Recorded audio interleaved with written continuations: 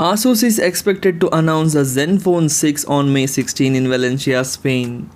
Now, ahead of the phone's launch, the Zenfone 6 renders and specs have been leaked. As per the renders leaked via /leaks, the Zenfone 6 features a motorized rotating dual camera setup with the slides up and swipes for the selfie clicks. The rear of the device features a rectangle-shaped fingerprint sensor.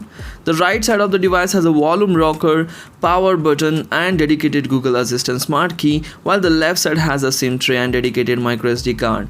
The front of the phone with the very thin bezels has the front camera, earpiece and other sensors which are placed in the display notch.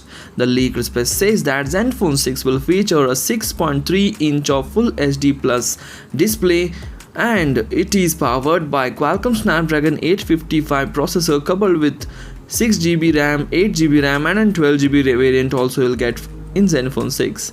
Zenfone 6 will run an Android 9 Pie operating system with Zen UI, backed with the huge 5000 mAh of battery with the fast charging support. There is an 48 megapixel of camera and 12 megapixel of camera. So there is a dual rear camera of 48 megapixel plus 12 megapixel.